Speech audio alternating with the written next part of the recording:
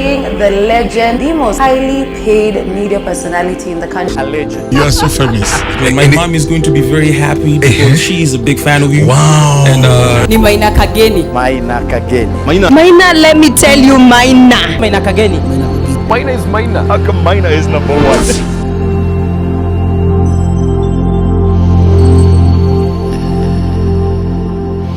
Maina Kageni is no doubt one of the leading media personalities in Kenya. By siding with women in his popular radio talk show on Classic 105 radio station, Maina has endeared himself to weary middle-class men and women looking for solace in the Me Too kind of relationships conversations that form his pet subject. Maina's show is so addictive. Classic 105 Kasheshe. Some things have to stop. Hii ni mwaka ya kuambiana ukweli. Yes it is. Yes it is. Hallelujah friends. Kina Victor Muniafu. A simple thing kama kusema shika. Kama tako hii. With co-host Daniel Ndambuki, aka Mwalimu Kingangi, the two make one hell of a pair that leaves listeners, especially women, drooling for guys they have met only through their voices. Maina is often the devil's advocate, defending even the indefensible of women foibles, and he was once termed as a women representative. This even prompted him to almost running for women representative seat in Nairobi County in 2017 general election. So just who is Maina Kageni? How did he rise up to the top of radio in Kenya and become such a sensation in the media world? How did fate play up his life? If you've never heard of Maina Kageni before, it's either you don't live in Kenya or you like minding your own business. Minding your own business is a good thing, but following the lives of successful people who rose from nothing to something insanely quickly is important.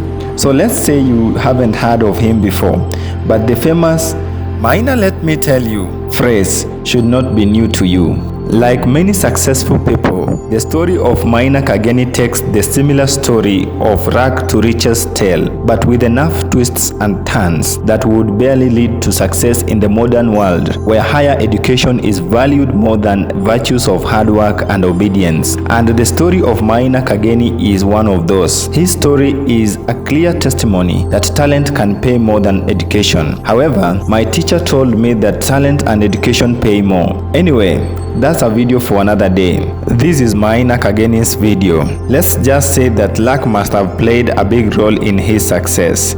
He also had to lie at some point in life to become successful.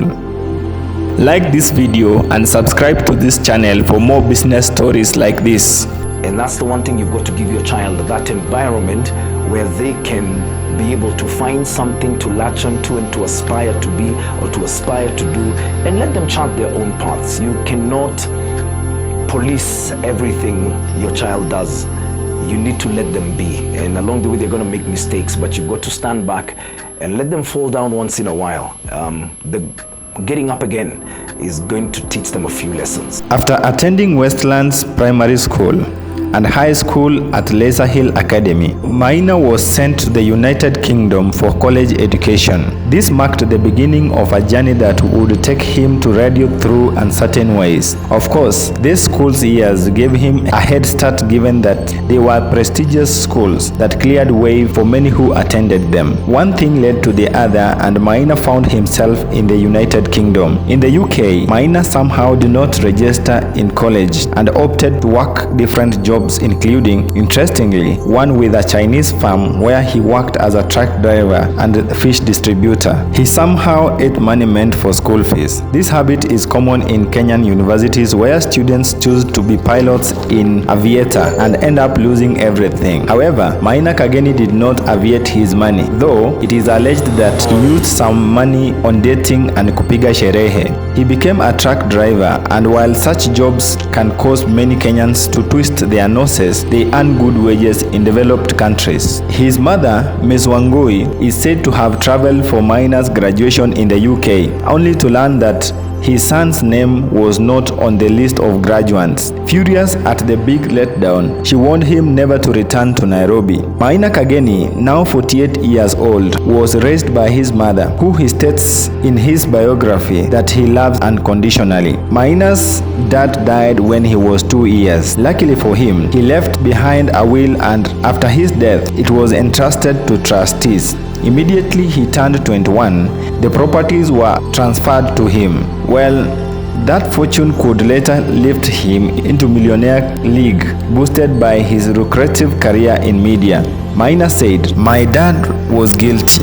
Why did he not leave everything to my mother? The only thing my dad left me was my mom. You finish school and you realize that responsibilities are waiting for you. The minute you lower your loved one's body into his or her grave, you immediately realize and start thinking of all the debt one has to pay." Born on June 29, 1974, very little is known of Maina Kageni's personal life. Much as he talks a lot on radio, Maina rarely reveals the finer details of his love life and personal relationships. This has in the past sparked speculations about his sexual orientation, given that he has never showcased his family, wife and or children. It is alleged that Maina is not married. It is him who knows the truth. On an interview with Jalango TV, he said that family is private affair. He went ahead to say that he really loves women, but marriage is not for everyone. It is a choice. In another interview, Sanaipei Tande, a popular musician in Kenya, said that Maina wanted a child with her. Maina Kageni, hivi ni kweli kwamba alikuambia ukimpa mtoto basi utaifanya kazi milele? Aliniambia hiyo time nilipojoin Kiss 100, hata sijapewa kipindi changu mwenyewe. Akaniambia if you never want to work another day in your life, nizalie mtoto. Mwenyewe mtoto mdogo, niko miaka 21 22. Ndio naanza. Wewe unaniambia mambo ya kuwa mama. Uliambia mzazi kwamba Maina Kageni amesema ataka? Of course not. Ulikuwa tayari 22 tayari kabisa? Sijajijenga. In 2015, a photo of him and a beautiful lady and 2 kids who were believed to be his family trended on the internet, then faded away just like that. He also said, "Marriage is not for everyone, but never say never." Charles Njonjo married in his late 50s and he is now 100. You get married now at 40-something and we shall bury you at 63. What guys try to do is to keep up and impress. That's how you kill yourself. I have got problems being controlled by marriage. If I want to go to States, I go, or even to Mombasa to chill out with friends. With a wife, you've got to get permission.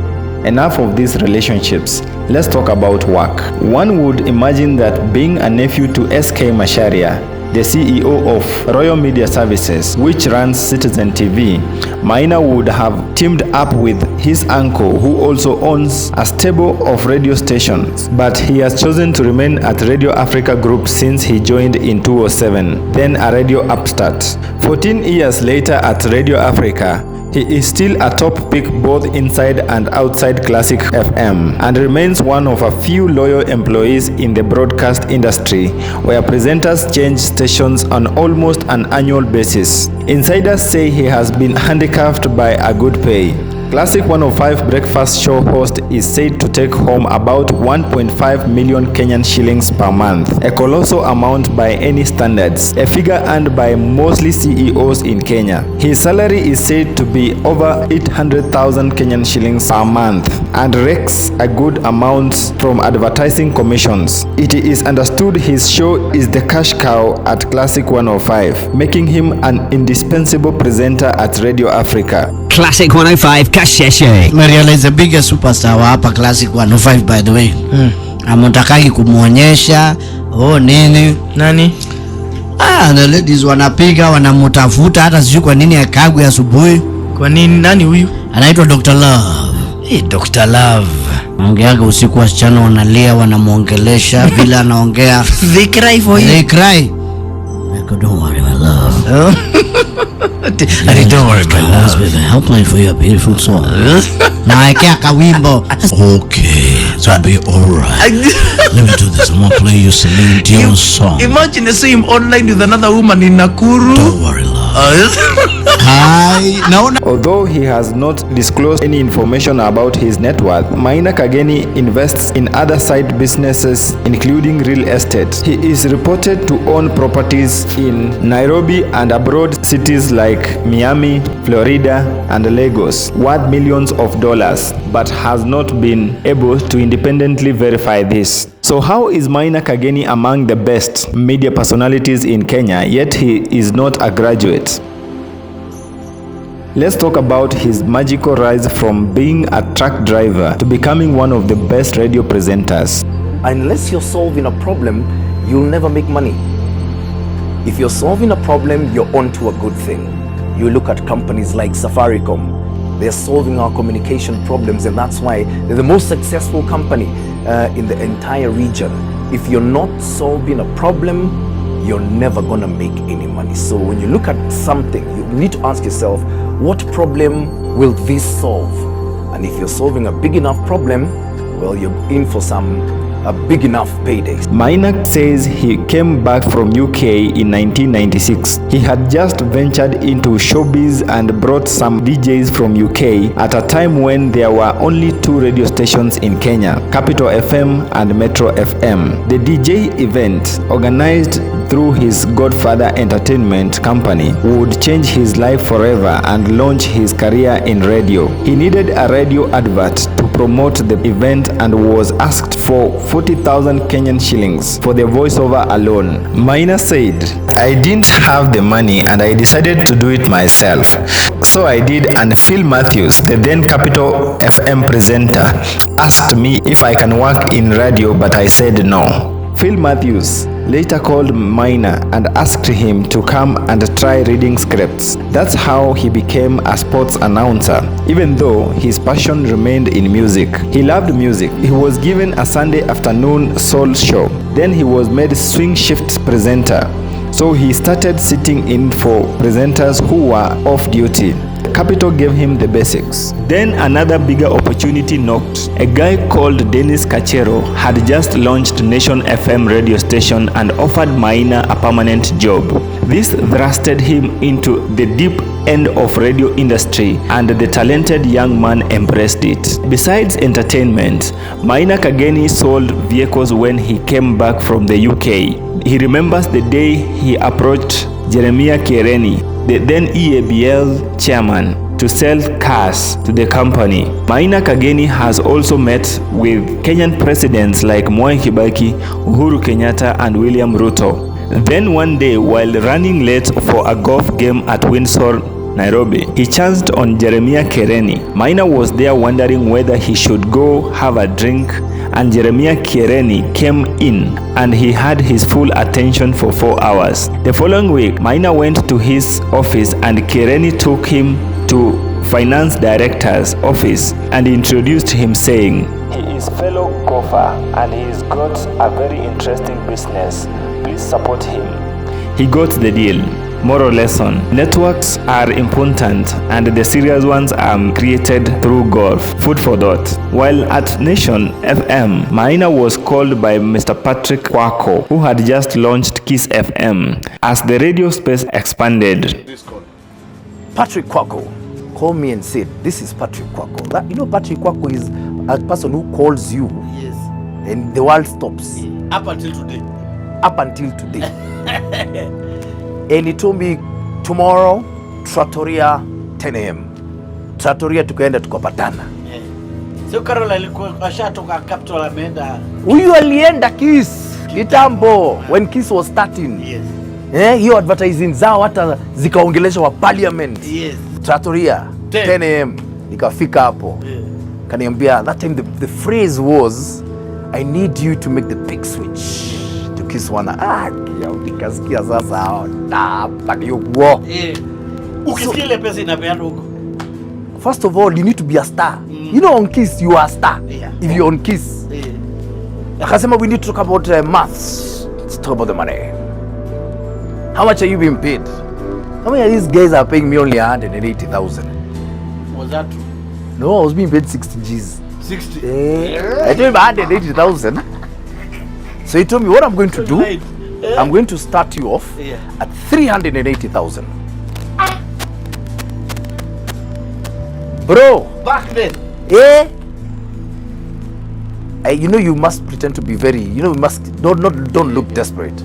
So he said, can I give it a think and call you later? Because they had some plans for me and I need to, get some synergize. Told me, no, give me a call later. Nikatoka Trattoria, very dignified. Nikakata kona nikakimbia. Nikakimbia Nation Center. Patrick Kwako doubled it to 360 Kenyan shillings. Maybe he couldn't get this much if he couldn't lie. Anyway, dishonesty will take you far, but honesty will take you further. When he told the then CEO, Mr. Wilfred Kaboro, about his offer at Kiss FM, Nation Media Group could not match it. Boss, this is the money being put. He told me go. He couldn't match up. I've got senior managers, I don't even pay that. Yeah. I give you my blessing. Yeah. Go.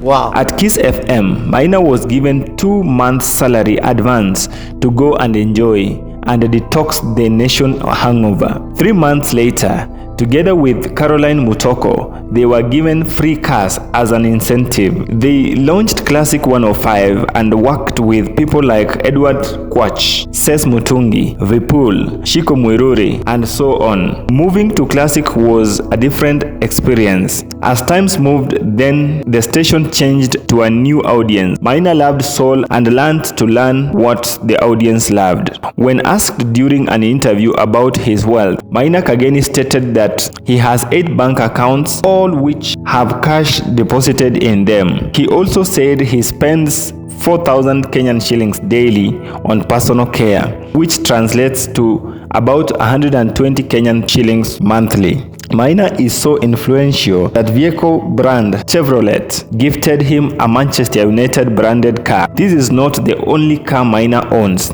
He has a number of other expensive cars, including BMW X6 Slick, Range Rover Sport, Jaguar, Mercedes and Hummer. His current residence is fully furnished mansion, fenced with an electric wall and full-time security. While he was born in a fairly wealthy environment, Maina Kageni has also done quite well in building his own fortune as a radio presenter. He is a classic example that hard work and consistency can earn you good money, and that shocking decision to skip college in itself shows mistakes can open new paths to success.